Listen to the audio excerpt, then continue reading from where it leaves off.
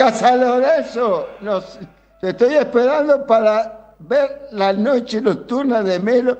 Hoy explota. Yo me tomé una noche Sandy Mac y 600 pesos. Te agradezco por lo barato que sale Sandy Mac en ese boliche. Mañana vamos a tomar el Sandy Mac y vamos a jugar al casino. Y además te voy a decir, Gabriel Sale, excelente persona, así que puede volver ahí. Muy buenas noches. Ya comienza el show más importante de la televisión de Melo, Cerro Largo y la región.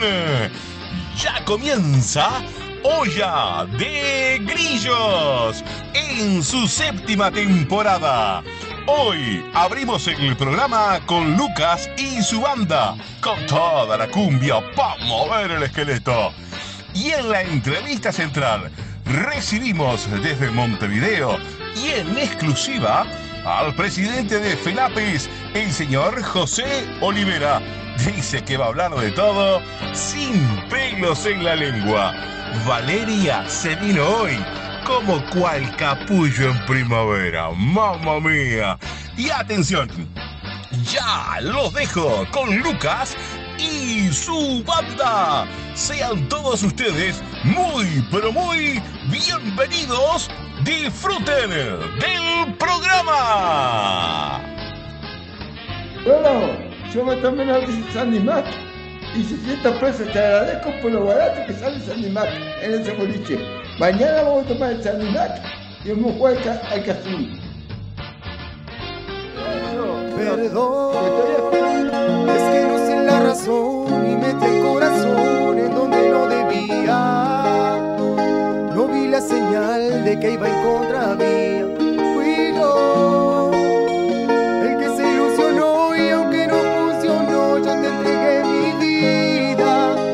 No me pidas disculpa, que la culpa es mía, porque no tengo un corazón así como el que te dieron a ti, porque el que me tocó a mí es frágil, por eso lo rompiste fácil.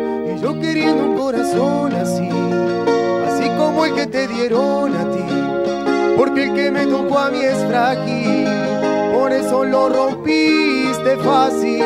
Quisiera ser como tú sin sentimientos, que no me duela el alma cuando me estés mintiendo.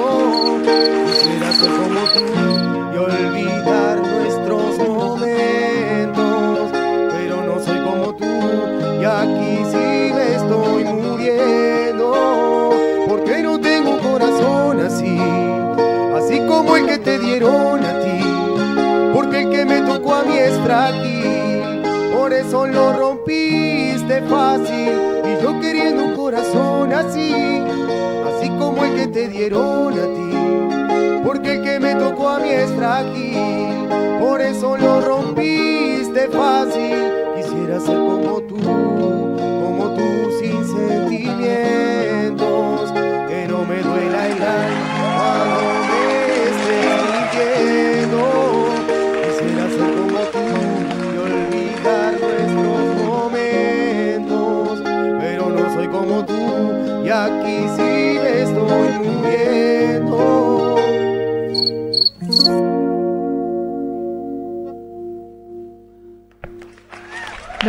Me ayudan a aplaudir. Buenas noches, bienvenidos. Hoy que tenemos cantidad de público, por favor. ¿Cómo están? Bienvenidos. Damos comienzo a un nuevo programa de Olla de Grillos, como todos los viernes. Bienvenidos a todos en sus casas. Espero que estén disfrutando, innovando viernes a viernes. Hoy con locutor. Qué placer recibirte, Edward. Gracias a la producción por haber incorporado a nuestro compañero Edward Machado. Bienvenido nuevamente a Olla de Grillos, porque ya es parte de esta casa y es parte del programa también. Lucas, muchas gracias. Muy contenta me pongo que haya una banda de gurises jóvenes en nuestro medio que se dediquen a esto, que se dediquen a la música tropical, que tiene un público enorme acá en nuestra ciudad. Bueno, en cantidad de ciudades, pero acá en nosotros, y que ahora ustedes tomen ese camino y puedan formar una banda con lo difícil que es, ¿verdad? Obvio. Muchísimas gracias a ustedes por recibirnos. La verdad, para nosotros es un gusto estar acá con ustedes.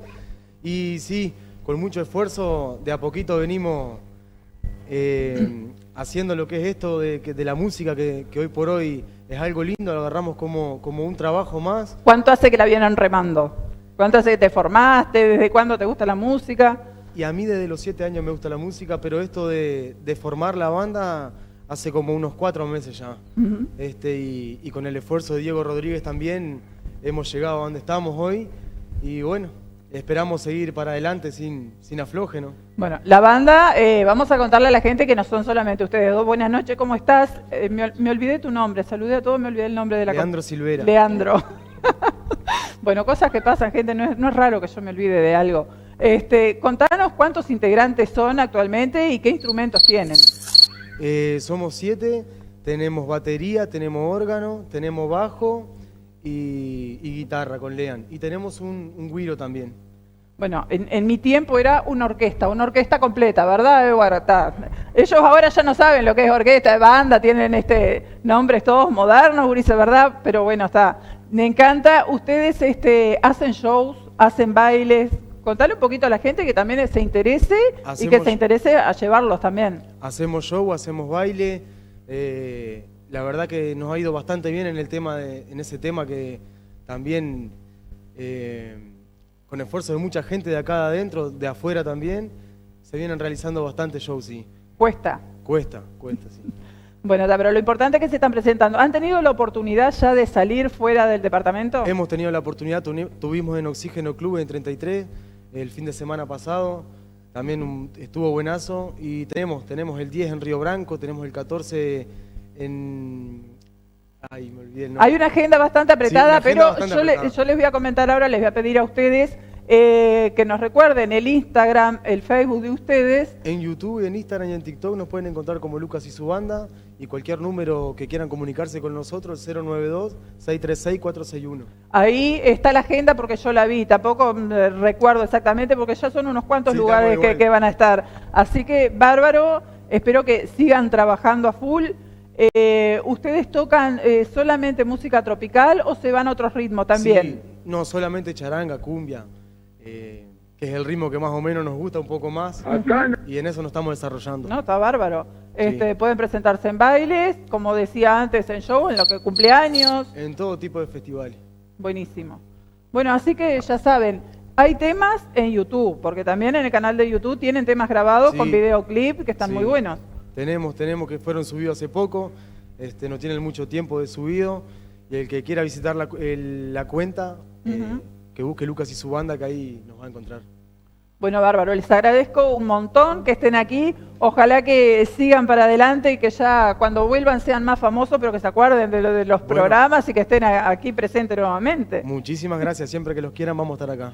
Bueno, me alegro mucho, muchísima suerte, gurises, a ustedes dos que están hoy en representación, pero a toda la banda, por supuesto, una banda de gurises jóvenes. ¿Qué edades promedian ustedes? Y nosotros promedio, el más mayor creo que tiene unos 38. Ah, qué lindo, ¿no? Sí. Son todos jóvenes, buenísimo. Sí. Bueno, me alegro mucho que se puedan dedicar realmente a esto que sabemos. Este programa siempre le está dando espacio a todos los músicos y todos más o menos dicen lo mismo, que siempre la luchan, cuesta. Nosotros sabemos que, bueno, nuestro medio es un poco chico también. Sí, obvio. El apoyo acá adentro en sí es más o menos difícil, pero se viene desarrollando bien, sí. Bueno, nos alegramos mucho y les voy a pedir 2 temas más, ¿puede ser? ¿Tienen 2 temas? Sí. Bueno, buenísimo. Se quedan con Lucas y su banda, pero no se vayan, que después que ellos hagan los 2 temas, vamos a ir a una tanda y ya viene la entrevista principal. Bueno, yo también Sandy Macho. Y 50 pesos te agradezco por lo barato que sale. Perdona si te busco tantas veces, yo necesito verte, contigo quiero estar. Afuera está lloviendo anunciando un ciclón, es el día perfecto para hacerte el amor. Y hoy quiero amanecer en una cabaña, viendo la lluvia caer frente a mi ventana, no. Hoy voy a besarte suavemente, acariciar con mis manos todo tu cuerpo ardiente.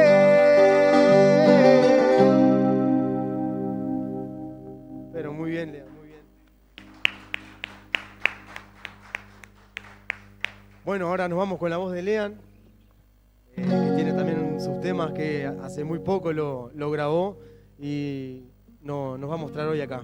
Buenísimo, muchísimas gracias.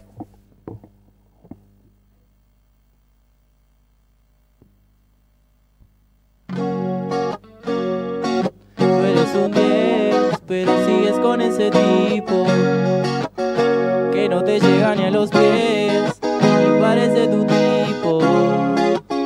Muchas fotos de vacaciones por allá en Tulum, pero sé que tu coreano te hace turum. Bebé, estabas perdiendo el tiempo, qué bueno que llegue a tiempo. Baby, a mí lo que me faltaba era tú eres lo más rico que hay en el menú. Dile que se despida, que ya tú estás convencida. Baby, a mí lo que me faltaba eras tú eres lo más rico que hay en el menú. Dile que se despida, que ya tú estás convencida. Dile que tienes otro hombre, si quieres dile mi nombre, que la comida se enfría cuando se descuida, y que ya tienes otro hombre, si quieres dile mi nombre, que la comida se enfría cuando se descuida. Bebé, llegó nuestro momento, te compro un Rolex pero yo te di mi tiempo. Tienes mansiones pero yo mi apartamento, dices sentir cosas que no se las lleva el viento. Baby, lo siento, pero el que perdió, mami, tú fuiste la que ganó. Tú eres como un piano que nunca tocó, y si lejito nos vamos y aquí terminamos tomando, bailando en una playita sin ropa mientras tu cuerpo va nadando.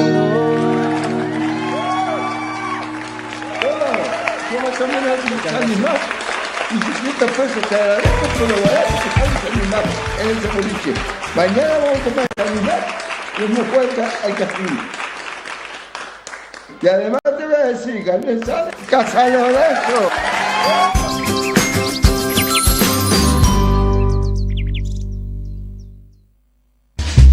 Prometieron construir 136 liceos modelo, pero hasta ahora solo hicieron 6. Pueden y deben rendir más. Que no te recorten el futuro. FENAPES. Super ofertas explosivas en El Dorado del 29 de septiembre al 1 de octubre. Queso sándwich Ecomel 100 gramos 35 pesos con 90. Fiambre sanguichero Cativelli 100 gramos 28 pesos con 90. Pulpón de vacío Tacuarembó envasado el kilo 449 pesos. Con descuento pro 299. Carré de cerdo el kilo 239 pesos. Con descuento pro 135. Cuadrada fresca el kilo 349 pesos. Con descuento pro 229 pesos. Aprovecha las ofertas exclusivas de nuestra web y app. 20% de descuento en vinos y panificados. El Dorado, siempre cerca. ¿Sos el que abrió una cuenta y solo por cobrar el sueldo ya acumula puntos? ¿Sos el que ahora debita todas las facturas y acumula puntos? ¿El que se está llevando algo que no necesita pero le tienta porque tiene puntitos? ¿Y sos el que canjea sin hacer cálculos porque cada punto es un peso? Sí, soy. Cuando abrís tu cuenta Soy Santander, sumás puntos por todo para canjearlos en Fresh Market, Disco, Devoto y Young. Abrila en santander.com.uy. Es gratis por un año. Sí, Soy Santander.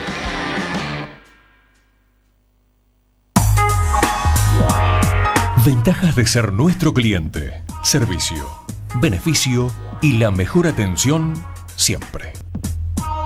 Todo es más sencillo. Contar con Cambio Centro es saber que se puede. Cambio Centro, todo y en el mismo lugar.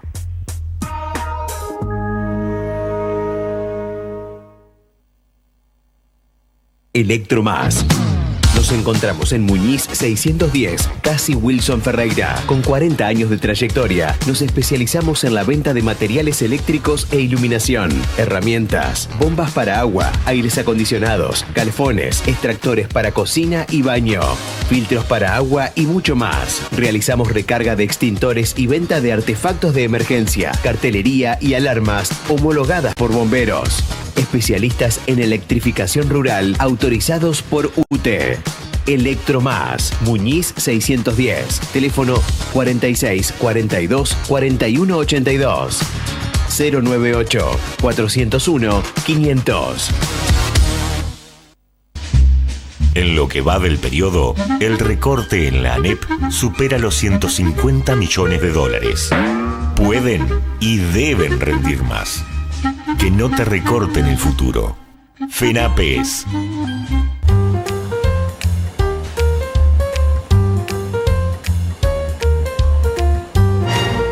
¡Vamos a darle una mano a la chica! ¿Qué pasa que estás dudando? Sí, Betty, te vine a dar una mano. Fíjate, los dos son 5G y con cualquiera vas a andar volando. Sí, Antel siempre te da una mano, porque tenés la mayor variedad de equipos 5G con los mejores precios y la mejor financiación para que disfrutes de la máxima velocidad. Así cualquiera. Antel, estamos para conectarte. Yo puedo cobrar con cualquier tarjeta, desde que tengo el postejante en el mostrador. Porque es muy fácil de usar y violeta su color. Desde que tengo Handy todo es más sencillo y mi comercio no para de crecer. Porque Handy me da el mejor servicio para que a mi negocio le vaya bien. Le vaya bien.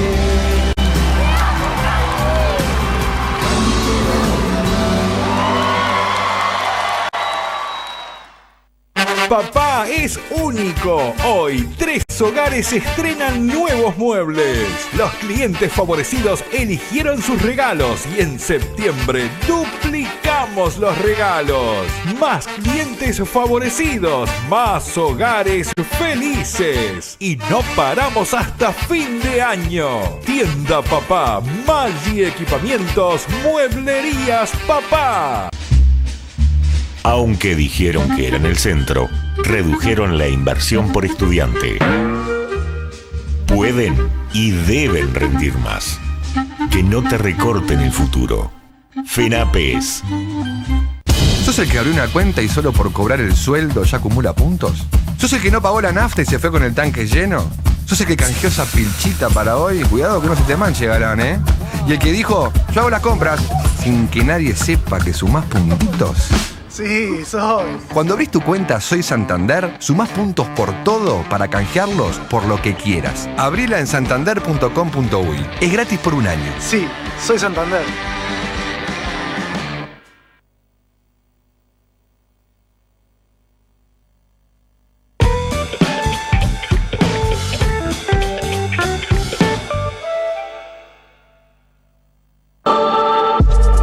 Asamblea Técnico Docente rechaza la reforma del bachillerato por mutilación de saberes. Solo 2 de 240 liceos la aceptaron. Alertan por flexibilización de las evaluaciones y dicen que se busca generar mano de obra sumisa, generando diferencias con la educación privada. La ATD de secundaria se pronunció en contra del documento preliminar de la reforma del bachillerato, impulsada por el gobierno, que prevé una nueva malla curricular, un cambio de nombres de las asignaturas, así como una navegabilidad entre secundaria UTU, entre otros cambios. El diario El País tuvo acceso al informe de 75 páginas de la primera Asamblea Nacional Extraordinaria de Docentes de Secundaria, desarrollada en Maldonado entre el 11 y 13 de septiembre, que se abocó a analizar y expedirse sobre el Plan para la Educación Media Superior 2023. Esto fue tras un pedido del CODICEN el 9 de agosto, cumpliendo con el artículo 70 de la Ley de Educación 18.437, que establece que las ATD serán perceptivamente consultadas antes de la aprobación o modificación de planes o programas de nivel correspondiente. En este caso, se solicitó que se expida la ATD de secundaria y UTU y que esto fuera antes del 29 de septiembre. La ATD como espacio profesional y académico,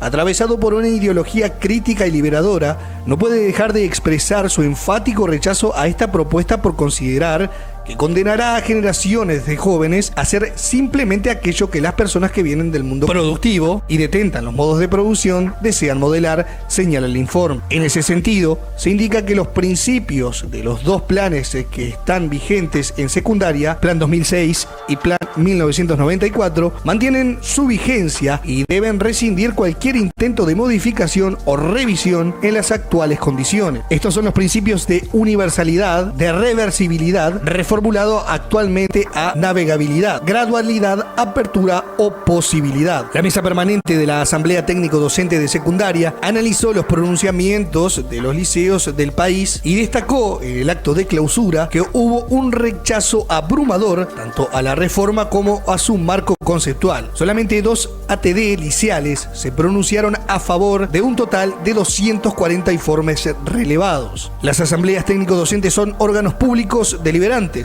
de carácter consultivo creado por la Ley de Educación de 1985. La enorme mayoría de las ATD liceales se han pronunciado en rechazo a las modificaciones reduccionistas de las asignaturas a modalidades de talleres, cursos optativos y reducción de la carga horaria, bajo el entendido de que se diluye y licúa completamente el acervo cultural que pretende transmitir la educación. El informe de la Asamblea comenzó indicando que el documento preliminar es muy endeble, desprolijo y carente de sustento metodológico, y que tiene una falta de rigurosidad que llama la atención. También marcaron que los planes 2006 y 1994 vigentes contaron con algunas propuestas de las ATD y fueron sujetos a análisis críticos. Sin embargo, en el texto actual no existe ni una mención o referencia a las discusiones, aportes o documentos de ATD de los últimos años. Apuntaron además que las autoridades fundamentan los cambios propuestos en lo que piden los estudiantes, pero con una visión sesgada y poco profunda, que sus propios números desmienten. En ese sentido, plantearon que la consulta en línea a alumnos obtuvo 46.225 respuestas, 11,4% de la población total a la que estaba dirigida la consulta.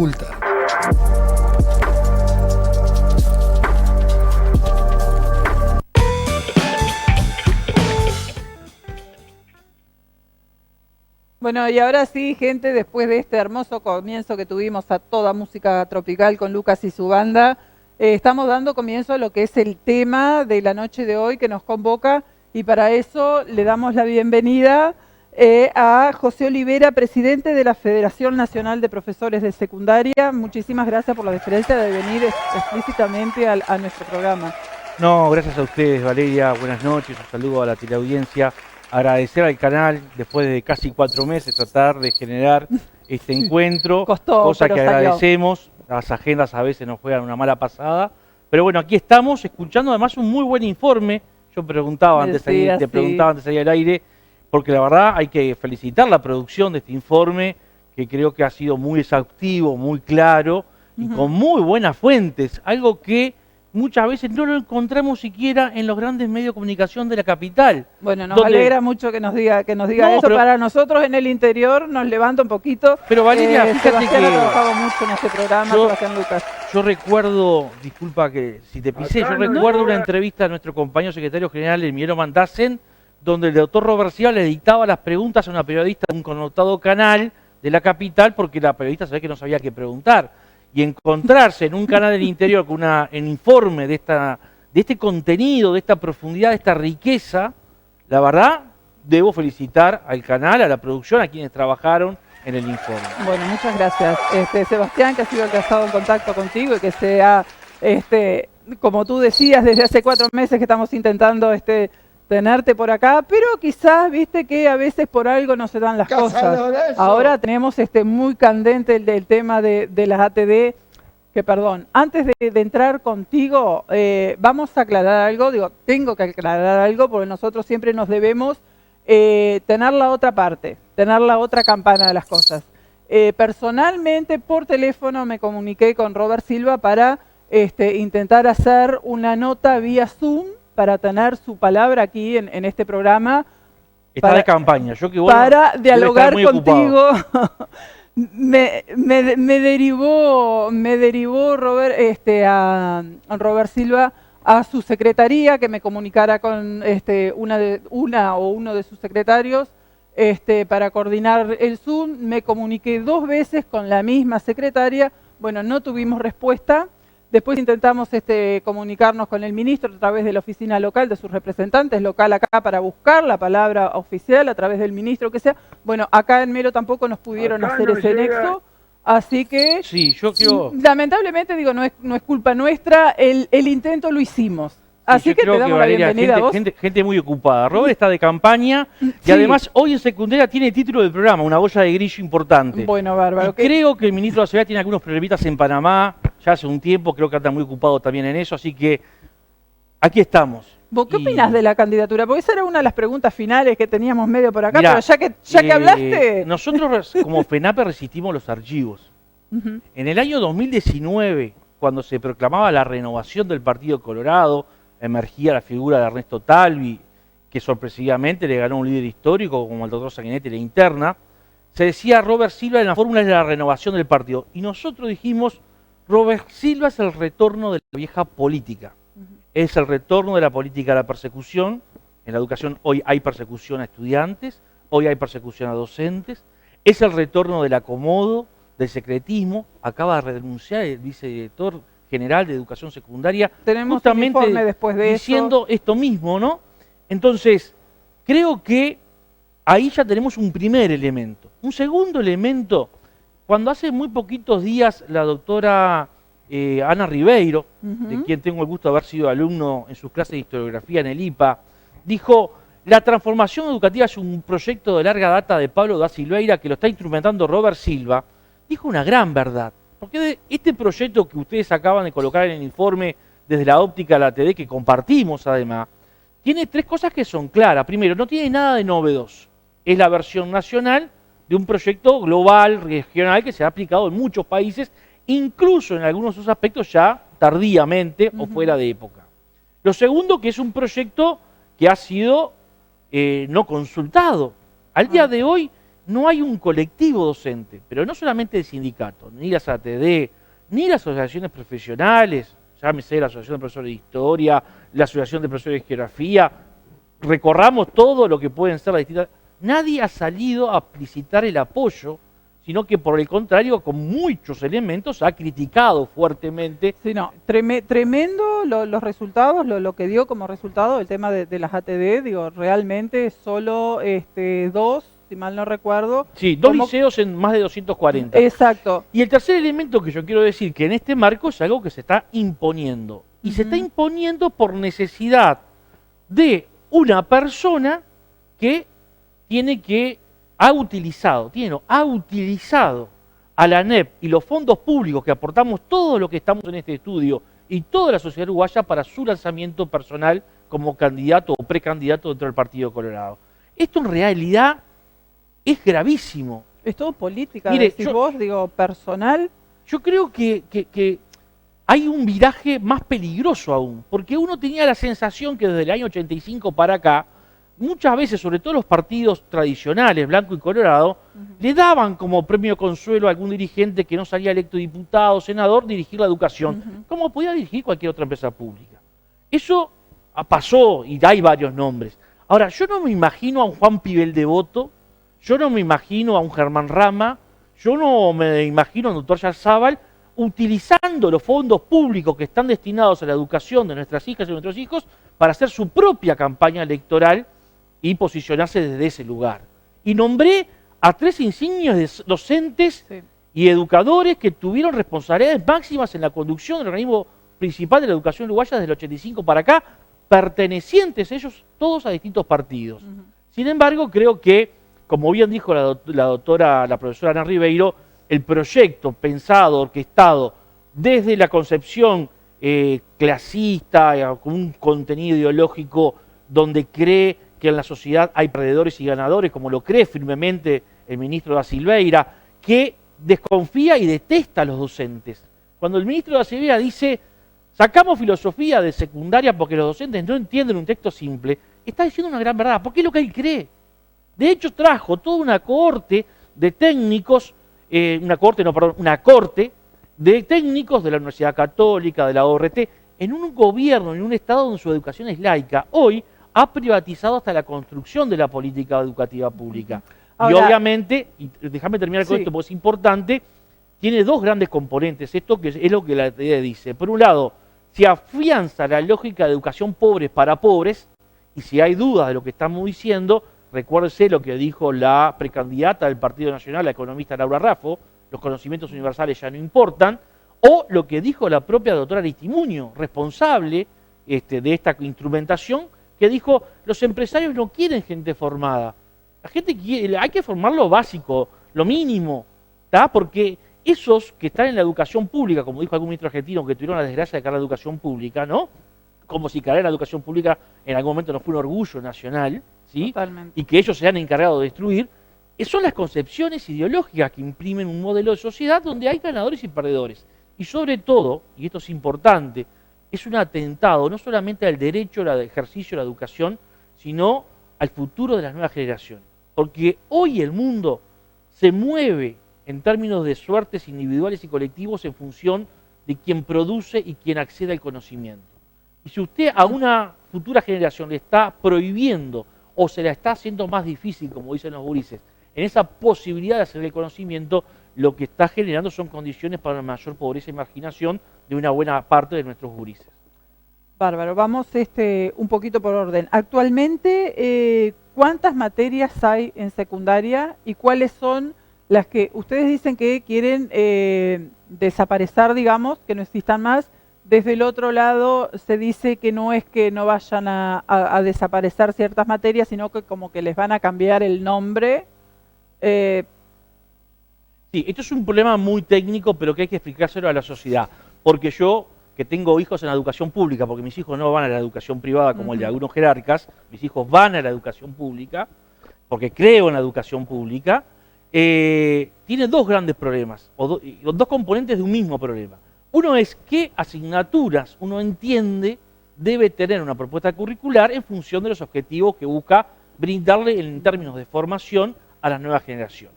El primer problema que tiene la propuesta curricular que plantea la actual administración, tanto lo que es ahora séptimo, octavo y noveno, como lo que está planteado para cuarto como posibilidad, porque tampoco saben qué van a hacer con quinto y sexto, tiene un componente que no solamente qué asignaturas quitan, sino el enfoque que se le da. Y el enfoque que se le da no tiene que ver con esto que yo decía, educación pobre para pobres. Ya no importa que las nuevas generaciones tengan una formación integral, que accedan al conocimiento socialmente creado y que forma parte del patrimonio de la humanidad, sino que lo que queremos es darles algunas cositas para que sean competentes en función de las demandas del mercado laboral. Y el problema es que si el mercado laboral determina la formación de las nuevas generaciones, tiene un grado de impredecibilidad, nadie puede saber cuáles son las tareas que se van a demandar mañana. Nadie sabe cuáles son, producto, entre otros, la revolución científico, técnica y tecnológica. Entonces estamos condenando a las nuevas generaciones a una incertidumbre muy grande, porque claro, al padre le dice, bueno, mire, le vamos a dar capacitación en competencia para que su hijo haga un trabajo. ¿Qué padre no quiere que su hijo trabaje? Yo quiero las dos cosas. Que mi hijo trabaje cuando tenga que trabajar, pero que también tenga la formación necesaria para estudiar, porque el mundo de hoy le demanda estudiar mucho más años, más cosas y más tiempo de lo que nos demandaba a nosotros. Bueno, pero hoy en día en concreto, ¿cuáles son esas materias que están siendo cuestionadas? Y es cierto que algunas de esas van a ser o van a pasar a ser opcional también hacia el alumno. Claro, mira, es tan ideológico el proyecto que ellos tienen, que aunque lo digan que no, que hoy, por ejemplo, la gran área que sufre recortes es el área que podríamos denominar humanística, ¿no? La vinculada con la historia, con la filosofía, con el arte, todo eso que lleva a conocer, a reconocernos como sociedad a través del tiempo, convivencia ciudadana, el disfrute y el goce por el arte en sus distintas manifestaciones. Hoy está centrada la competencia básicamente en 3 o 4 competencias básicas que claramente están estructuradas a partir de idioma español, matemática e informática y una segunda lengua. Pero con eso, en el mundo que se viene, en el mundo que ya estamos, las futuras generaciones nos van a convivir. Entonces,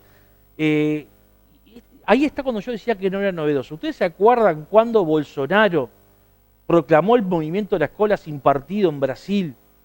¿Qué proponía entre uno de sus componentes, entre uno de sus elementos que lo identificaban en términos de propuesta a este movimiento? Por ejemplo, la eliminación de la filosofía, con el aporte que la filosofía tiene en el desarrollo del pensamiento crítico.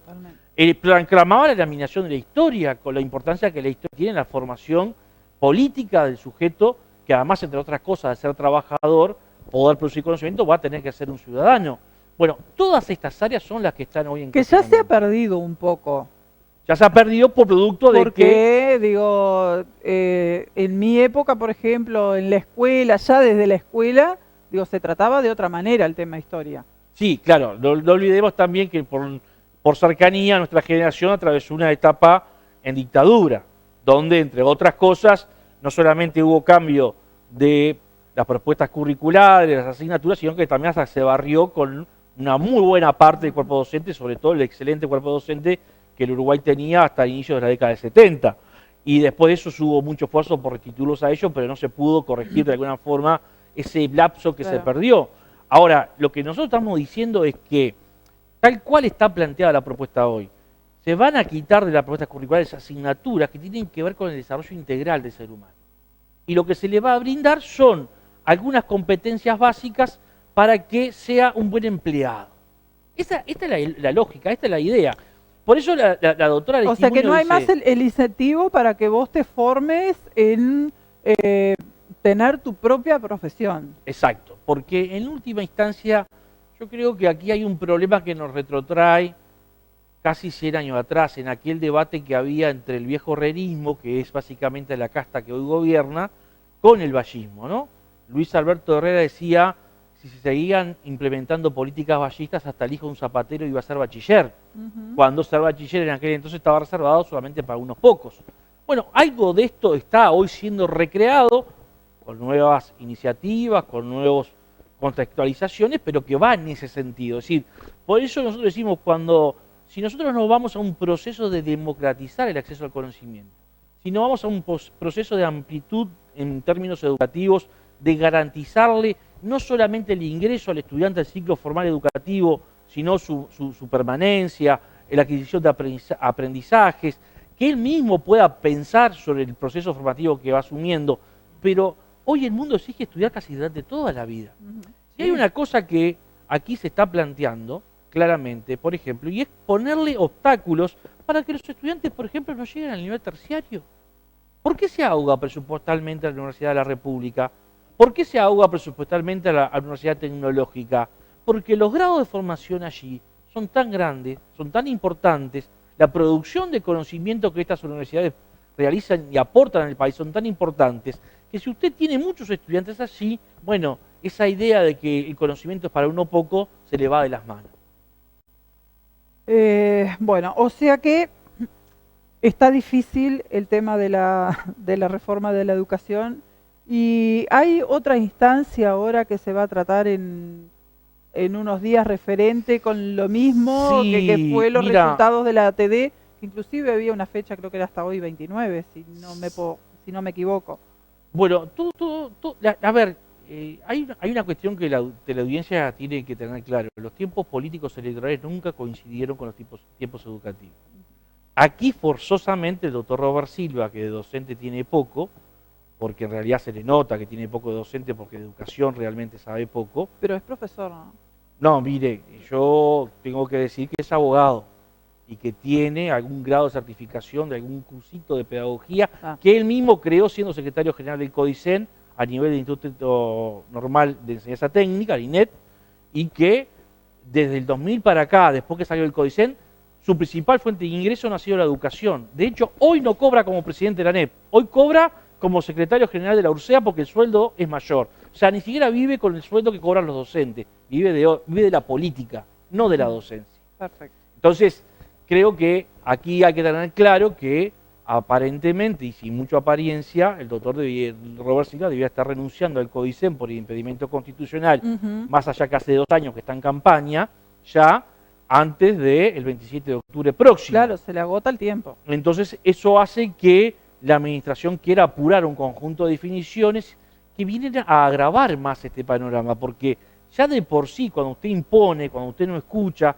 cuando usted no convoca, eso genera distorsión importante, no solamente a la hora de adoptar resoluciones, sino sobre todo de su implementación. Por parte de FENAPES, del gremio de profesores, o quizá algún otro gremio, como tú decías, de materias, ¿hubo alguna solicitud de parte de ustedes a que sean escuchados? Desde el día 1. Pero lo que pasa es que más allá de los cambios institucionales que introdujo la LUC, la Ley de Urgente Consideración, en la educación, como por ejemplo la desaparición de los consejos, que eran de 3 personas, ahora pasaron a direcciones generales unipersonales que están generando los problemas que denuncia un ahora subdirector, ¿no? La concentración, el secretismo, el oscurantismo. Bueno, a pesar de esos cambios, esta es una conducción de un fuerte contenido ideológico y político centrada en la persona del presidente del CODICEN de la ANEP, que vino con todo un equipo que tomó por asalto, que tomó como parte de su botín de guerra la educación y dijo, vamos para allá, y no miró para ningún lado ni escuchó a nadie. Porque esta es parte de realidad de cómo se ha construido tanto la propuesta de educación básica integrada, que es lo que antes conocíamos como ciclo básico, ahora 7º, 8º y 9º, cómo se está planteando lo de bachillerato. Incluso tan complejo que fíjate tú que en la última rendición de cuentas, esta que está siendo ahora aprobada a último momento por el Senado, el Poder Ejecutivo no le otorgó los recursos para llevar adelante la reforma del bachillerato. Lo cual demuestra que ni siquiera dentro de la propia coalición hay coherencia. Claro. Porque, ¿sabes por qué no hay coherencia? Porque no hay coincidencia en lo que se está haciendo. Porque hoy un grupesco vinculado a un ministro de Educación, a una persona que tiene una situación de encanto con el poder, y un grupo de técnicos que vienen del ámbito privado, han tomado por asalto la educación. Bueno, ahora, digo, la pregunta quizás no es para ti, pero bueno, no es como por un poco de lógica que todo lo que viene a ser reformas, o cuando vos querés introducir algo nuevo, sea consultado y sea en conjunto con personas que realmente se desempeñan en esa labor, que son los que realmente van día a día, son los que tratan, en el caso de los profesores, con los chiquilines, que saben las realidades de la población, de las familias, porque hay que involucrar a las familias también en torno a la educación. Sí, mira, yo creo que esto que vos afirmás está en la tapa del libro, debiera ser así, pero no lo es. Lamentablemente no lo es. Incluso yo diría hasta en los momentos más fermentales, como fue el primer Congreso Nacional de Educación, donde se generó un debate territorial importante a nivel país, con una amplísima participación de estudiantes, de padres, de trabajadoras y trabajadores, no tuvo el efecto que se buscaba desde esa concepción de dar participación, porque de hecho también reconozcamos que la Ley General del 2008 de Educación no recogió 100% lo que emanó del primer Congreso Nacional de Educación. Entonces, el Uruguay tiene un viejo problema que se ha ido agravando con este gobierno. Y es esta idea de pensar que la educación es un botín de guerra y entonces se la entregamos solamente su administración, su planificación a los partidos políticos y no hacemos ningún esfuerzo por generar consensos políticos y sociales con un fuerte respaldo técnico. Y acá el que tiene el saber técnico no es ninguna doctora en nada, acá el que tiene saber técnico es el docente, es la maestra, claro, es el profesor, es el adscrito, son los equipos de dirección, son los funcionarios de servicio, son los administrativos, los que están en el sistema educativo y que muchas veces tienen que llevar adelante, aunque no se los consulte, todas estas improvisaciones que estamos hablando y poniendo la cara para dar respuesta a cosas que a veces no se tienen.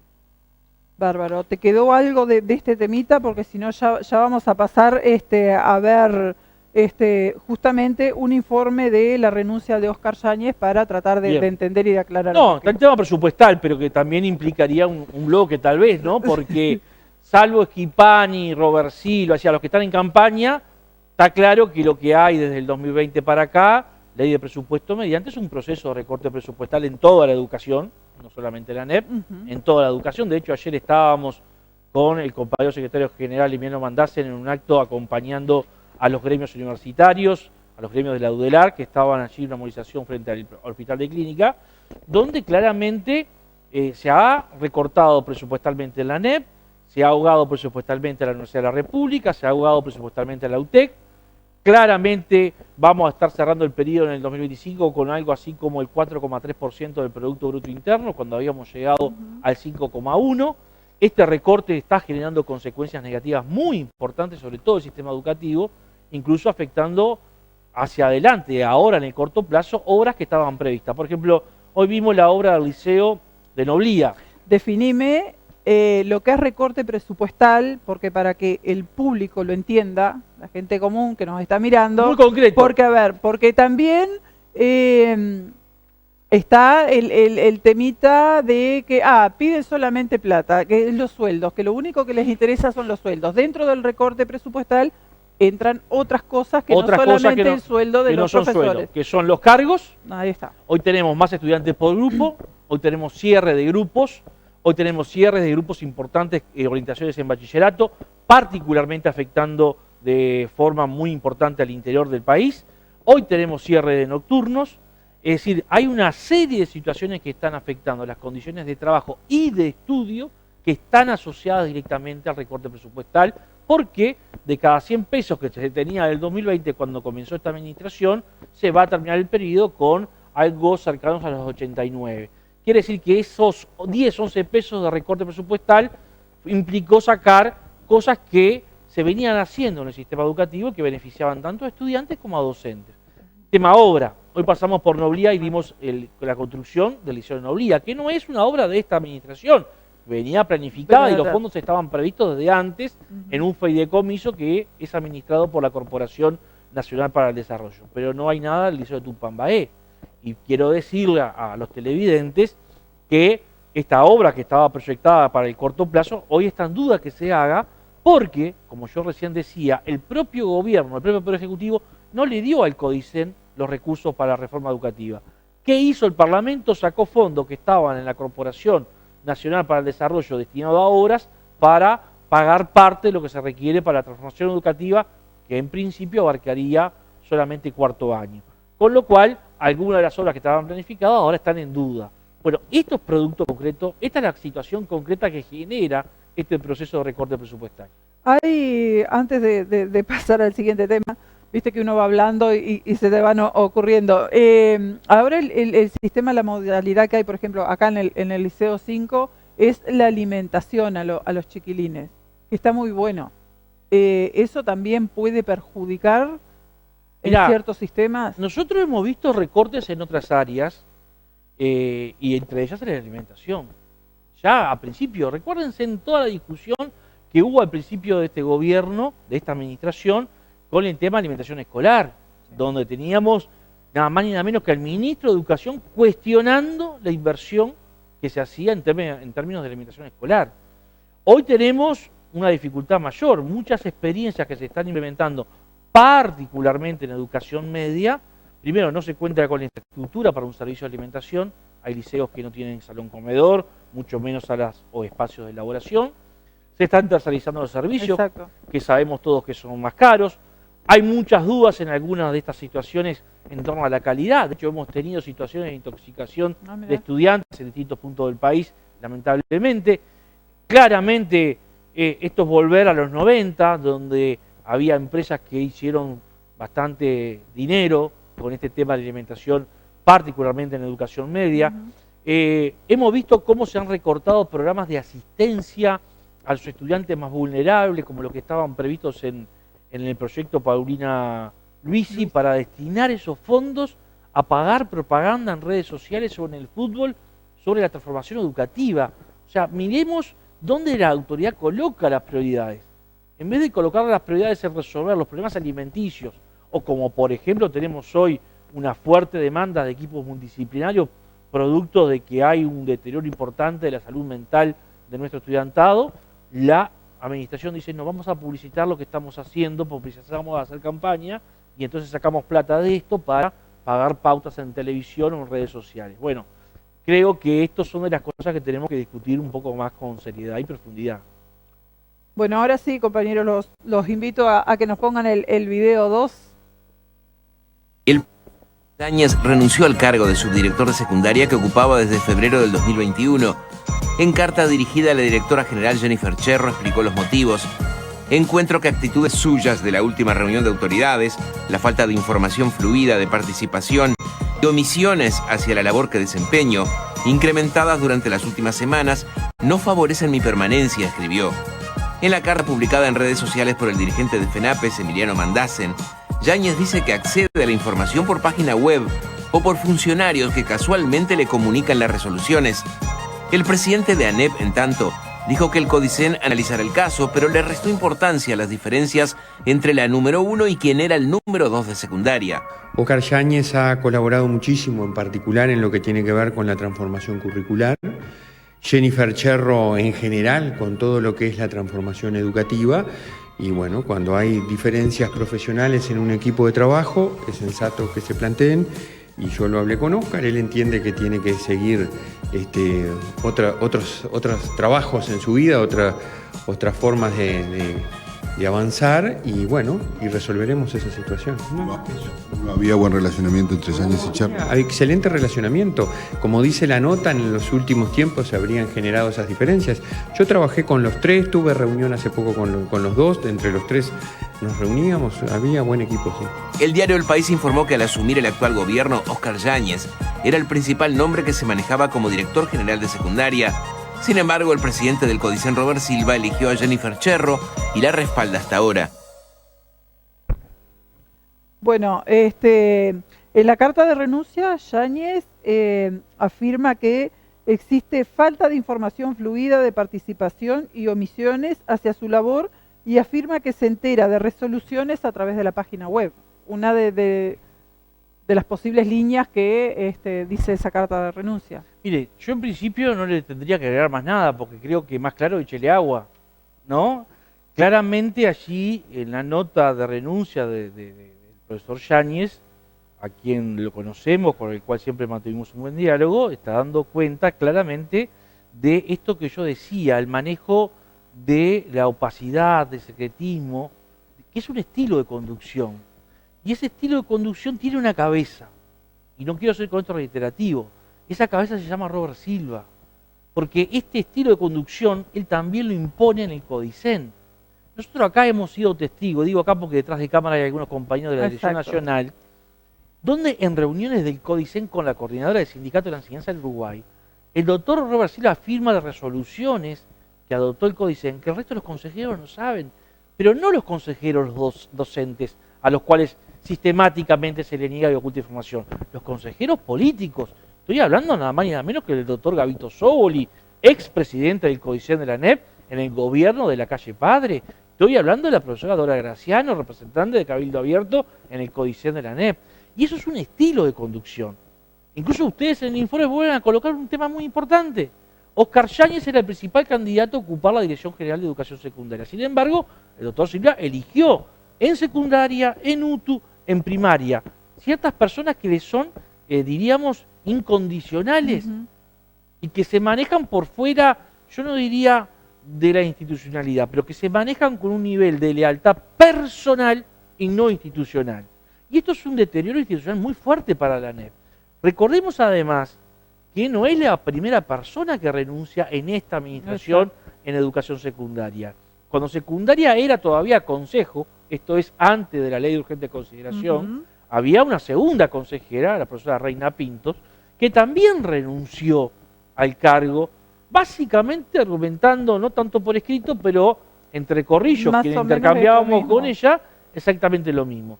Con lo cual quiere decir que hay una impronta que emana, que yo diría que derrama desde el CODICEN de la ANEP, de un personalismo, una especie de autocracia, es decir, un poder unipersonal que está por encima de la institucionalidad, que bueno, se trasvasa a otros niveles del sistema educativo. De hecho, miren, el otro día, ayer a la noche, cuando los consejeros docentes, el profesor Mazzoni y la maestra compañera Daisy Iglesias, plantearon que la profesora Cherro debía comparecer ante el organismo que es colegiado, que tiene 5 miembros, a dar explicaciones de la situación, la resolución por mayoría 3-2, usando el doctor Robert Silva el doble voto, porque Graciana no estaba, definieron que solamente iba a hablar con el presidente del CODICET de la ANEP. Es decir, hasta en ese punto estamos llegando, donde nada más ni nada menos que el Consejo Directivo Central, con una integración colegiada, hoy está básicamente en manos de una sola persona. Bueno, otro de los temas que también de los últimos no, porque se viene arrastrando desde abril, pero que ahora volvió a retomar estado público, es el edificio del IABA. Sí. ¿Qué opinión te merece a todo eso, el tema del desalojo, de que el salón gremial que tenían los chiquilines? Como dirían nuestros jóvenes, un remake, ¿no? O sea, una puesta actualizada de una película ya vista, ¿no? En los 90, quienes éramos estudiantes, por ejemplo en el IPA, veíamos al doctor Robert Silva con el acta 14 en mano, encabezando a las fuerzas policiales para desalojar a estudiantes por la fuerza. Veíamos a actores como el doctor Robert Silva sancionando estudiantes producto de su movilización gremial. También docentes. Todo eso lo estamos viendo de hoy, nuevamente. Miren, tenemos por primera vez en la democracia, desde el retorno a la democracia, un liceo intervenido. Porque yo respeto mucho a las profesionales que están allí, que no están obligadas a estarlo, dicho sea de paso, pero que un liceo sea conducido por 2 inspectoras no existe en la historia democrática de educación secundaria. Es un liceo intervenido. Y lo del salón gremial y lo del patrimonio cultural ha sido simplemente una excusa, porque esta es una administración que confunde autoridad con autoritarismo.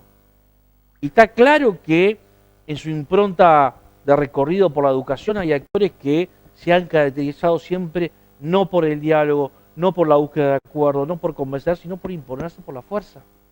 Y de hecho, ya sabíamos todos que allí no se iba a poder construir una rampa, porque los propios técnicos lo decían por escrito. Pero ahora uno de los últimos informes dice que el próximo paso sería construir la rampa. Bueno, y yo no voy a decir quiénes son los Reyes Magos, porque pueden haber niños mirándonos. Pero fíjese usted que yo escuché, creo que fue a un diputado que debe estar muy nervioso, decir, estamos recuperando el patrimonio nacional, o el patrimonio histórico que implica... En un Twitter. Sí. Ahora, el 99% se está cayendo a pedazos y no se hizo absolutamente nada. Eso fue lo que dijo otro diputado, que el resto del edificio, que lo invitaba, inclusive animó e invitó a entrar al edificio para ver todo el resto. Ya que es una administración que no quiere actuar con opacidad, con poco apego a las normas, abra las puertas del liceo, permita que los medios de comunicación accedan a conocer cuál es el verdadero estado del centro educativo. Por lo tanto, yo creo que este episodio demuestra una cosa simbólica que la van a querer explotar mucho ahora en la campaña electoral estos actores del Partido Colorado. Y es que se llevaron puesto al sindicato, se llevaron puesto a los estudiantes, y son la mano dura, y son los que vinieron a poner el orden. Bueno, se llevaron puesto al director también, porque... Bueno, que esperemos retorne pronto. Ahí tenemos otro ejemplo clarísimo, ¿no? Un compromiso asumido por el CODICET de la ANEP en su conjunto, de darle pronta celeridad al tratamiento del sumario. Hasta el día de hoy no hay absolutamente nada más que una noticia importante que no ha trascendido. El CODICET de la ANEP separó a la directora Jennifer Cherro del tratamiento de ese tema porque hubo prejuzgamiento de la directora general. La pregunta es ahora, ¿quién va a abarcar o quién va a tomar ese tema si no hay su director? Y máxime cuando, antes que finalice octubre, el director debiera ser restituido a su cargo porque se debiera terminar con las medidas cautelares. Es decir, salvo que la administración esté pensando en no cumplir tampoco esa parte de la normativa y mantener separado del cargo por el resto del año a este director que fue injustamente separado. Pero yo creo que va a volver, y va a volver incluso no bailando entre autoridades, sino junto al pueblo. Porque si algo vimos en el IABA en su momento, a mí me tocó estar esa primera noche en las puertas hasta muy tarde, con un conjunto de compañeras y compañeros, y algo que realmente emocionaba era ver que allí había no solamente reconocimiento de un atropello, una injusticia, sino que había también resignación, valentía, y sobre todo había distintos actores dispuestos a expresar que se estaba cometiendo una injusticia y acompañar, entre otros, al director, pero también al gremio estudiantil. Un gremio que los chiquilines acompañan mucho. Sí. Hoy en día Antes no existía tanto involucramiento de los chiquilines. Ahora se ve más. En todo este tema de estos líos, digamos, ¿cómo afecta a la salud mental, a la salud íntegra? Porque también hubo uno de ellos que quedó muy expuesto frente a todo un país. Sí, de hecho hubo algunos dictámenes de la justicia en las últimas horas, porque en algún sentido la criminalización de la protesta tiene en algunas autoridades educativas y fuera de las autoridades educativas, yo diría en autoridades de gobierno, una impronta de fomentarla, de promocionarla. Y esto es criminalizar a las organizaciones, criminalizar a sus dirigentes. Es como una especie se busca como una especie de muerte civil de los distintos actores. Y esto que lo venimos estudiando, sobre todo en el caso de FENAPE, 2021, 1 de marzo, ustedes recordarán, 14 compañeros separados del cargo, sumariados, 6 meses fuera de su lugar de trabajo, después 6 de esos ya sancionados, comisión investigadora parlamentaria, derivación a la justicia, legisladores que van a presionar a la justicia en contra de esa denuncia de FENAPES, lo del IABA, lo de una sanción a un dirigente del Sindicato de Funcionarios de Servicios de Educación Secundaria. Es decir, un cúmulo de elementos que demuestran un deterioro democrático muy importante. Porque en última instancia lo que se hace es utilizar el poder, reitero, para generar de esa posición de privilegio un descrédito, un destrato, una mala imagen a nivel social de las organizaciones sociales, de los militantes sindicales, de sus dirigentes y particularmente de los gremios estudiantiles. Porque en última instancia esto nos viene a dar cuenta de una reserva moral y ética que nos llena de orgullo. Es decir, saber, uno, que pertenece al mundo adulto, que hay jóvenes, que hay adolescentes que van a seguir tomando en busca de la justicia, del cumplimiento pleno de derechos, de iniciativas propias que ellos tienen, tomando esta iniciativa de generar espacios colectivos para reivindicarlos, ¿no? Es un todo también, porque los chiquilines hoy en día se organizan mucho con apoyos lo vemos acá, en otras áreas también, sociales, trabajan, vemos los chiquilines, siempre apoyado por algún profesor que obviamente le gusta lo que hace, porque muchas veces es extra, es un trabajo extra que insume tiempo, insume a veces siempre poner algún poquito de su bolsillo. Sí, y sobre todo uno lo ve como muchas veces nuestros gurises, y utilizo el término gurises porque me genera ese sentimiento hablar de ellos, es un sentimiento, cuando yo digo gurises no estoy hablando estoy hablando desde el corazón, diríamos, felizmente han encontrado y encuentran cada vez más espacios que incluso muchas veces son negados por el mundo adulto, donde articularse, donde juntarse con otra o con otros, para ir generando distintas iniciativas, distintas propuestas, que se manifiestan en el gremio estudiantil, que se manifiestan en la olla popular, que se manifiestan en las clases de apoyo, que se manifiesta en una banda como la que vimos acá hoy de gurises jóvenes, es decir, que se manifiestan en el deporte, que se manifiestan en distintas acciones de solidaridad. Y creo que eso es lo que tenemos que apostar, y no esta idea que incluso se quiere imponer hasta desde el propio sistema educativo del individualismo, de que cada uno busque su alternativa, que unos están en competencia con otro y que todos son en última instancia una amenaza uno con otro, cuando la realidad que tenemos que generar desde el mundo adulto es justamente mejores espacios de articulación social y de integración de nuestros jóvenes. Bueno, otro de los temas es las juntas de firmas para derogar la reforma de la seguridad social. ¿Están en ese trabajo? Estamos en ese trabajo que está todavía, yo diría, en las gateras, para utilizar un término del TURF. De hecho, hemos venido este último martes en el Secretario Ejecutivo del PCNT discutiendo algunos elementos que hacen una típica campaña de recolección de firmas. Ya está la papeleta presentada ante la Corte Electoral y aceptada, está el formato. El próximo martes 3 hay una mesa representativa nacional ampliada que va a seguir trabajando en los detalles de lo que es la campaña de recolección. La idea es que el próximo 5 de octubre se haga formalmente el lanzamiento de la campaña de recolección de firmas. Ustedes saben que tenemos que llegar al último domingo del mes de abril del próximo año, por lo menos con un mínimo de 270.000 firmas para ser presentadas ante la Asamblea General. O sea que queda todavía mucho trabajo por delante. Se están incorporando distintas organizaciones a esta idea, a este proyecto. Obviamente que queda todavía un espacio muy largo porque lo que primero que tenemos que concretar y completar es la recolección de las firmas necesarias, donde incluso el objetivo es pasar largamente lo que se requiere, de algo que ya lo vivenciamos con el referéndum en su momento contra la ley de urgente consideración, y no olvidar que esto se va a plebiscitar en el último domingo de octubre, cuando se produzca la elección general, donde se elige presidente, vicepresidente y bueno, en el Parlamento. Es un tema también bastante complicado de la seguridad social, ¿no? Y tiene varias aristas. Efectivamente, miren, tiene tantas aristas como problemas a resolver en términos de lo que debemos pensar hacia adelante en términos de seguridad social. Primero, lo que hizo el gobierno fue una reforma jubilatoria y de pensiones, ¿no? Donde básicamente dijo, hay un problema de financiamiento, veamos cómo lo solucionamos. Bueno, que lo paguen los trabajadores. ¿Cómo lo van a pagar los trabajadores? Trabajando más años y recibiendo una jubilación o pensión menor. Y ese nos parece que no es el mejor de los caminos.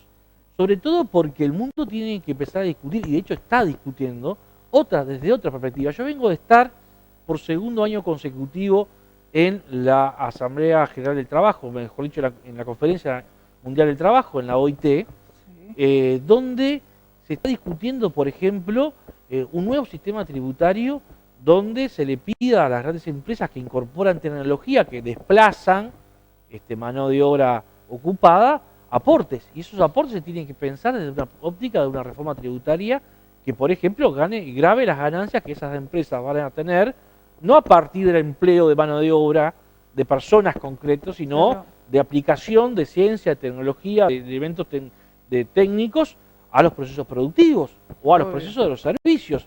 Hoy uno se encuentra que va en algunos edificios de Montevideo, ya no hay un portero, hay una maquinita.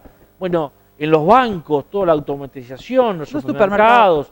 Bueno, todo eso que hoy está siendo fuente exclusiva de acumulación de riqueza por parte de quienes ostentan la propiedad, bueno, hay que incorporarlo en la discusión, hay que incorporar en la discusión el tema del trabajo juvenil, ¿no? Hay que incorporar, que es uno de los grandes problemas a nivel mundial, hay que incorporar cómo los sistemas se van, diríamos, a partir de ciertas bases, modificando en función de variables que se van dando en la sociedad. Por ejemplo, la extensión de los años de vida. Exacto. Bueno, un montón de elementos que tampoco vamos a sacar, no se solucionan con la propuesta de plebiscito que se está promoviendo, pero que por lo menos coloca algunos mojones que tal vez ayuden de prosperar a pensar un poco más en la globalidad del asunto.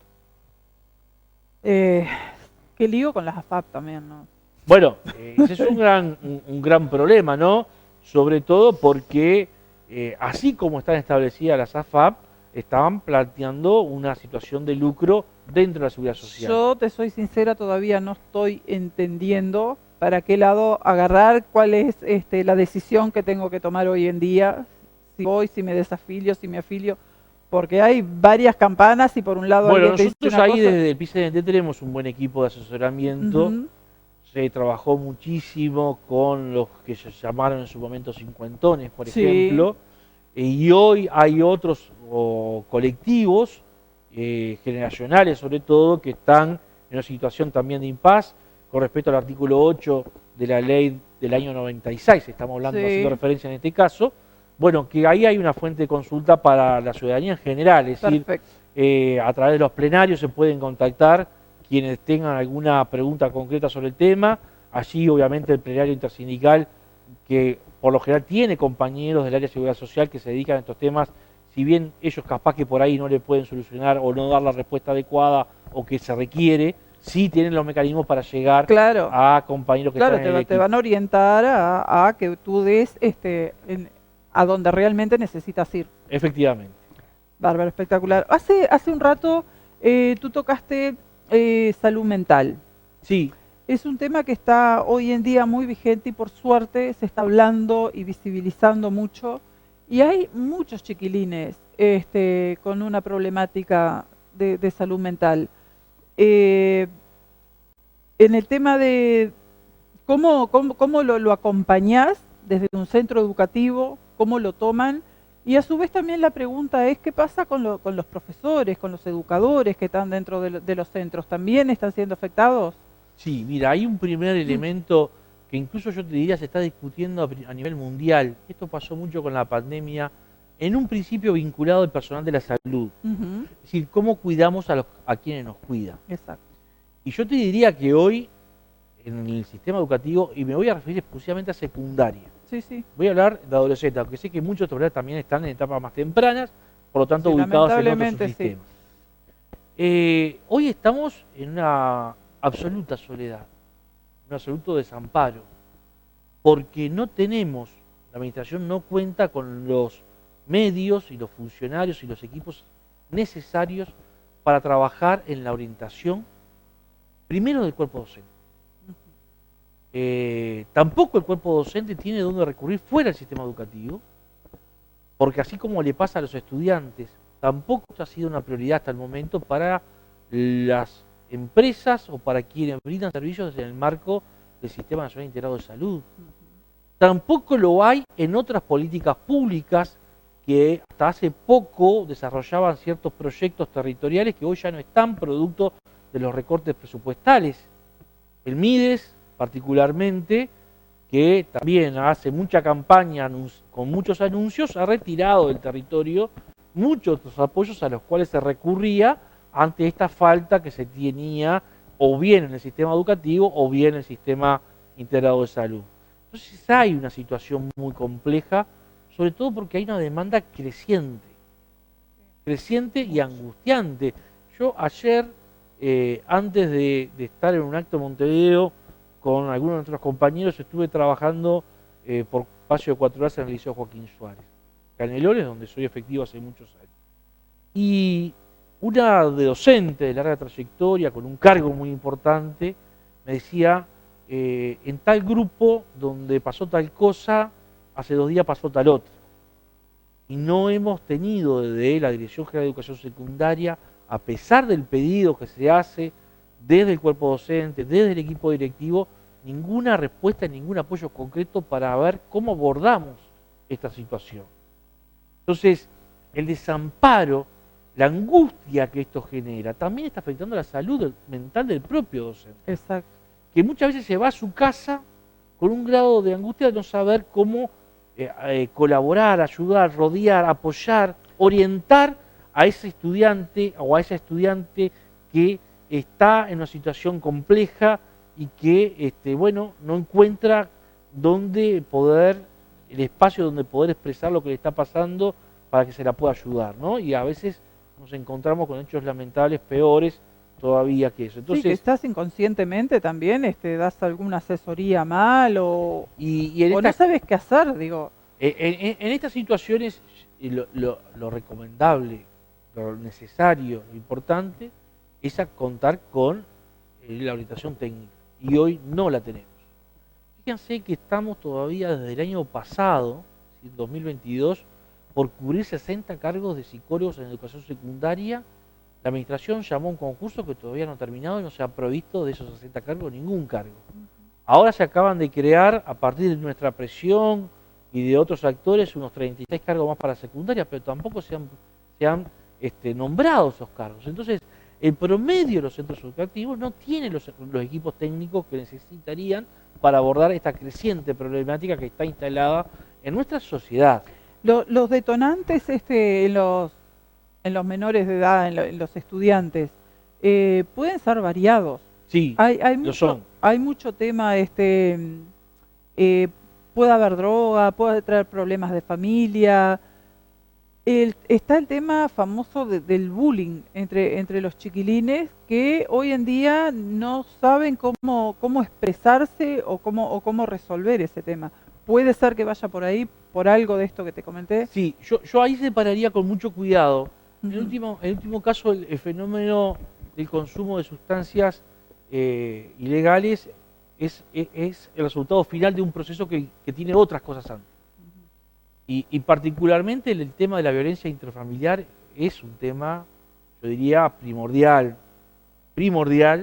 que cuando uno comienza con los escasos recursos que tiene a indagar, a introducirse en la situación de esos estudiantes aparece como el gran problema. Obviamente que después hay componentes que hacen a la forma de vincularse de nuestros jóvenes. No olvidemos que hubo una pandemia, que hubo encierro, que hubo en esa situación de encierro, no todos pasaron de la misma situación, hubo gente que pasó penurias, hubo gente que la llevó de otra forma. Está claro que también cómo ellos se vinculan muchas veces también puede estar influyendo, pero yo diría, el Uruguay tiene un problema escondido, que es el de la violencia interfamiliar. Y ese problema no está siendo, reitero, abordado obviamente. Incluso un conjunto de políticas públicas que se desarrollaban territorialmente, hoy ya no están, con lo cual dificulta mucho más su abordaje. Bueno, voy a leer un mensajito por acá, como siempre, desde Carmelo, como cada viernes los saludamos, excelente presentación y contenido de programa. Debo darle la derecha a Olivera, dado el ausentismo del oficialismo, el que calla otorga. Y bueno, yo creo que es una tónica general, ¿no? No debatieron cuando se discutió el presupuesto, no debatieron cuando se discutió la ley de urgente consideración, no debaten cuando imponen la reforma. Por eso digo, es una forma de entender la vida política en una sociedad. Ellos van por el camino de confundir autoridad con autoritarismo, que no es lo mismo. Bueno, felizmente hay otro sector de la sociedad que apostamos al diálogo como parte de una construcción democrática. Pablo de da Silveira, ¿qué opinión? Bueno, yo creo que... ¿Por acaso no una...? Yo creo que miren, este señor tiene, como dijo la profesora Ana Ribeiro, un proyecto de larga data, que es no solamente ir en esta lógica de la construcción de educación pobre para pobres, porque él cree en el darwinismo social, él cree que la sociedad se construye en base a ganadores y perdedores, está convencido, lo ha escrito esto, sino que también es, yo lo he definido, no por insultarlo, sino por describir. Lo he definido como un mercenario al servicio del capital. Es una persona que ha escrito durante mucho tiempo bajo la lógica de imponer, por ejemplo en Uruguay, un modelo educativo similar al que impuso Pinochet en Chile. De hecho, es llamativo esto, y capaz que me voy un poquito, pero miren qué importante. En los años 90, cuando en Uruguay se embarcan las reformas educativas promovidas por el Banco Interamericano de Desarrollo, préstamos mediante, que encabezaba esa reforma el doctor sociólogo Germán Rama, nosotros fuimos muy críticos de esa reforma, muy críticos. Sí, fue muy hablada. Muy hablada, muy discutida. Ahora, nosotros discutíamos porque entendíamos que si bien no cuestionaba el valor de la educación pública, tenía elementos que iban muy en línea con lo que se está haciendo hoy. Ahora, Germán Rama tenía dos grandes críticos de derecha. Eran el doctor Pablo da Silveira y el economista Ernesto Talvi, director de ese entonces de Ceres. ¿En qué coincidían ambos? En que Rama era demasiado estatista, de que la solución para la educación en Uruguay era darle una porción importante de los recursos que iban a la educación pública al sector privado. Porque partían de la concepción de que lo privado es mejor que lo público. Y eso se ha mantenido hasta el día de hoy. Ahora, ¿por qué es ese concepto? Dado que, por ejemplo, acá en el interior prácticamente los profesores son los mismos que trabajan en ambos lugares. O sea, y vos como profesor no podés ser mejor en un público. ¿Y por qué? Digo, sos la misma persona, o sea, el conocimiento lo tenés igual. Había una veterana profesora en el IPA que después felizmente fue profesora, presidenta de la FENAPE, la compañera Virginia García Montecoral, que nos decía: cuando usted no entienda algo, busque la Ruta de la Plata. ¿No? Y la realidad, desde las concepciones del neoliberalismo, que parte de la base que el Estado debe ser sustituido por el mercado y que todo lo que regula la vida social debe ser administrada desde el mercado y todo lo que necesitamos se puede transformar en mercancía, ellos, así como están lucrando con la salud, así como lucraron con la seguridad social, recién hablábamos del tema de SAFAP, encuentran que en la educación hay un nicho de mercado y una posibilidad de negocio muy importante con la cual lucrar y acumular riqueza.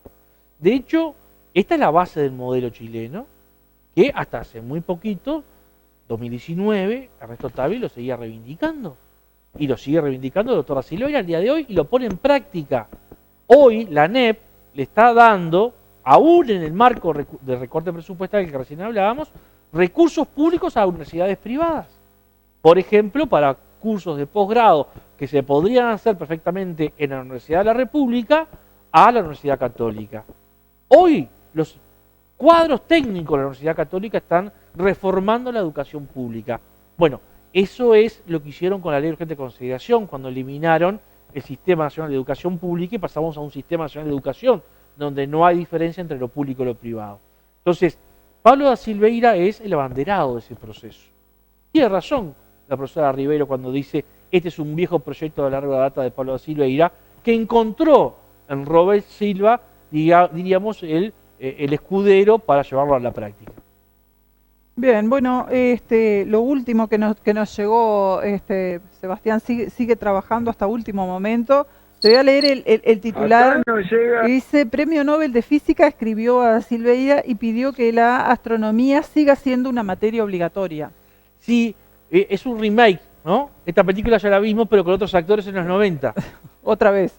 Carl Sagan, en los 90, cuando la reforma de Germán Rama desaparecía de cuarto año la asignatura de astronomía, también envió una misiva, una carta a las autoridades de educación reclamando por la presencia, el lugar de la disciplina. Por lo tanto, por eso digo, hay muchas cosas del hoy que son una especie de remake, ¿no? Es decir, de puesta de vuelta de una película vieja que ya vimos, con algunas modificaciones más modernas, a esta realidad. Esto mismo ha pasado con otros intelectuales de otras áreas que han sido planteadas su eliminación o su modificación, ¿no? Un poco habla también de cómo esta reforma que no tiene adherentes, que no tiene defensores, salvo los que están en campaña dentro del elenco gobernante, genera un cuestionamiento afuera, fuera de fronteras, una mirada muy crítica hacia el Uruguay, ¿no? Porque en última instancia, una de las grandes cuestiones que el Uruguay se debiera plantear como parte de un proceso de desarrollo en términos económicos, culturales, democráticos, justamente es lo contrario de lo que se está haciendo. Es democratizar el conocimiento, y sí, ir a lógicas de formaciones integrales, ir a generar condiciones para que nuestras universidades cada día produzcan más conocimiento de que producen, porque ese es el desarrollo que tenemos que buscar en forma integral. Bueno, la última, 22 horas, se nos pasó volando el tiempo. ¿Qué está pasando o dónde está fallando las pruebas PISA? Las pruebas PISA son un invento del mercado educativo que yo decía que busca lucrar, porque lo que hace es medir competencias que un estudiante a los 15 años, sin importar en qué nivel educativo esté y en cualquier parte del mundo, debe saber hacer, sin importar, reitero, en qué parte del mundo esté, en qué tipo de país, en qué tipo de sociedad, con qué tipo de sistema educativo, o siquiera qué cantidad de años de escolaridad tiene. Esta es una prueba que está en el marco de la Organización para la Cooperación y el Desarrollo Económico, la OCDE, que ha hecho una especie de neocolonización. Es decir, hoy la OCDE, que no puede resolver los problemas en Europa, hoy la OCDE que no puede resolver el avance del fascismo en Europa, hoy la OCDE que no puede resolver el deterioro económico que tiene Europa, hoy la OCDE que no puede resolver el ataque al ambiente y al clima que tienen ciertos procesos productivos en Europa, hoy la OCDE que no puede resolver la crisis migratoria, ¿no? Y la xenofobia que se está desarrollando en buena parte de Europa, viene a América Latina a decirnos lo que tenemos que hacer en educación.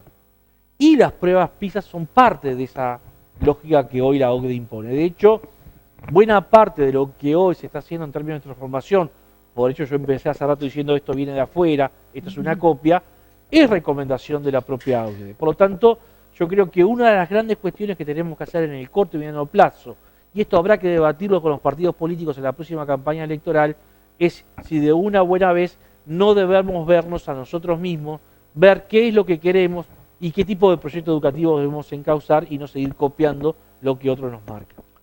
Bueno, lo último, ¿algún mensaje a los compañeros, a los profesores? Sí, un mensaje muy importante.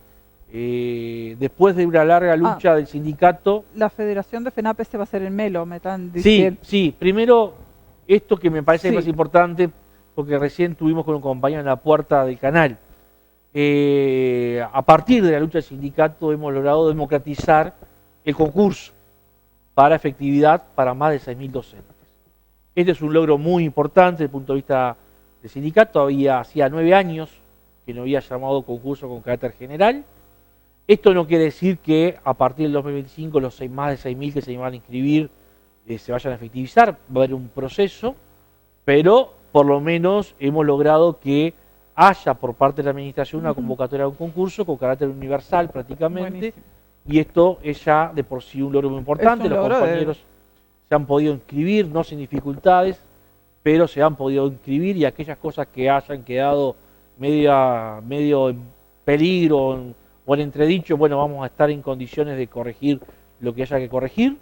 Obviamente que habrá que dar una lucha en el 25 para que la mayor cantidad de docentes se puedan efectivizar.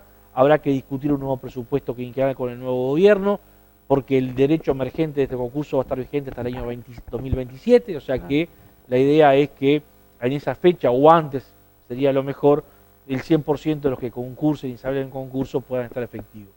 Y lo otro importante para la sociedad de Melo, ¿no? Para Melo en su conjunto, vamos a tener el 19º Congreso de FENAPES en el marco además de los 60 años de la Federación, que los cumple el próximo 23 de noviembre, pero a partir del 30 de noviembre, 1, 2 y 3 de diciembre, vamos a tener el desarrollo del Congreso de la Federación, desarrollando el primer día, el día 30, que después ya haremos llegar la invitación pertinente, un seminario abierto donde vamos a estar discutiendo algunos de estos temas que estuvimos charlando en la noche de hoy. ¿Y ya se festeja el cumpleaños también acá en Melo o no? Se festeja el cumpleaños por la noche. Recién estábamos haciendo alguna tratativa con la banda que vimos con la banda de Lucas, espectacular, me encanta. La idea, como siempre, la FENAPES es fomentar la actividad local. Buenísimo. Todos los servicios, salvo aquellos que no se pudieron cubrir, porque a veces es difícil hacer un evento de esta naturaleza, se han tomado aquí en la localidad. Esa es la idea. Desde el punto de vista de la hotelería, la gastronomía, toda la infraestructura, los salones. Agradecemos al Centro Obrero. ¿Va a ser en el Centro Obrero? Sí. Por las instalaciones. Bueno, también debemos remarcar la buena disposición del propio intendente, que desde el día 1, a pesar de no habernos tenido una agenda en esa oportunidad, nos recibió y dio todo el apoyo para que el Congreso se desarrollara aquí. Así que va a ser un gusto. Es la segunda vez en 60 años que la FENAPES vuelve a hacer su congreso aquí en Melo. Bueno, buenísimo. Entonces, una gran noticia. Y también para oportunidad, para que la gente vaya, se acerque, pero principalmente profesores que no siempre tienen la oportunidad de viajar, y principalmente los que no están agremiados. Sí, incluso va a ser un congreso muy importante con participación de compañeras y de compañeros desde el exterior, con participación de compañeras y compañeros que hoy están jubilados, que fueron parte de esta rica historia de 60 años de la Federación. Sí, será valioso el aporte. Y hay algunos aportes que emocionan. Yo el otro día, y termino con esto porque sabemos que estamos pasados de tiempo, el otro día me hicieron ver, porque no pude asistir en su momento a una actividad que hubo de la Comisión de Género, un video donde hablan 5 compañeras de distintos puntos del país sobre la historia de FENAPES, y una de ellas es de aquí, Nair Barrios, ya no viviendo aquí, pero con una larga trayectoria docente. Totalmente. Y en verdad a uno se le erizaba la piel escuchando algunos de los conceptos que la compañera Nair hacía de lo que era militar sindicalmente aquí en Cerro Largo y lo que fue la construcción de la FENAPES desde su visión aquí en Cerro Largo. Bueno, me alegro un montón y espero que nos tengan en cuenta todo el equipo de Olla de Grillos. Hoy somos 4 para el cumpleaños, ¿no? Bueno, muy bien. Claro, sí. Dani, que está en controles, Sebastián Lucas, el productor, Kevin en cámara, y bueno, yo por supuesto la primera ahí. Para bailar vamos a estar puestos. Bueno, muy bien, serán bienvenidos. Muchas gracias. No, gracias a ti por venir. Toda la suerte del mundo, que puedan seguir trabajando y... Nada, la educación es todo hoy en día. Sí, así que... sobre todo yo termino diciendo, la educación nos pertenece por derecho y por obligación a todas y a todos. Padres, estudiantes, trabajadores del sistema educativo. Por lo tanto, es importante el compromiso, la participación y la opinión de cada uno de los sectores de la sociedad para su protección. Sin educación realmente no somos nada. Tenemos que estar para una buena convivencia está. Efectivamente. Para todo. Bueno, les agradezco como siempre a Taina de la Rosa 610, Casi Wilson Ferreira. Tiene unos parcheros de oferta, accesorios. Hoy ya me prestaron uno para que vean. Cintos, carteras, está toda la nueva colección de temporada. Hay ropa de fiesta, hay un montón de cosas más. Hoy hasta las botas me vine de Taina, que después las van a ver en las redes cuando suba. Marión Vidal, jornada de depilación láser, gente, 2, 3 y 4 de octubre. También tiene Body School, High Food 7D, máscaras para la cara, todo lo nuevo. Como siempre, Marión en toda la parte de estética y en salud también, muy importante, presoterapia y rehabilitación o reparación del suelo pélvico. Ustedes saben, mujeres, que un montón de mujeres sufrimos ya después de cierta edad la pérdida urinaria, y esto es muy importante porque acá en Melo Marión tiene ese aparatito para que puedas hacer de tratamiento acá y no tener que viajar a Montevideo. Graciela Silva, como siempre, con todo el peinado y maquillaje, cortes, peinados, todo en tendencia. Ideal, Graciela, para algún evento. Si ustedes tienen, peina 5 o 10 minutos, te hace un peinado espectacular. Pati Uñas, con las uñas en tradicional y semipermanente, en Sarabia y Viera. También Pati, una genia que viernes a viernes nos cambia los looks. Y Hotel Principado de Asturias, en Herrera 668 entre Muniz y Sarabia, que cuenta con habitaciones de estándar, single o duplex. Depende de la necesidad de cada cliente. Ahí está toda la barra del Hotel Principado de Asturias. Si tenés, no tenés dónde alojarte, hablen allí con el PASA, con toda la gente que están profesionales, actualizados, tienen todos los datos, te orientan, es un hospedaje espectacular. Me despido con todo esto, hace rato que hablo, que me mire y se ríe, que pasen bien hasta el próximo viernes. Hola, yo me tomé una noche Sandy Mac y 600 pesos, te agradezco por lo barato que sale Sandy Mac en ese boliche. Mañana vamos a tomar el Sandy Mac y vamos a jugar al casino. Casa Lorenzo, te estoy esperando para ver la noche nocturna de Melo. Hoy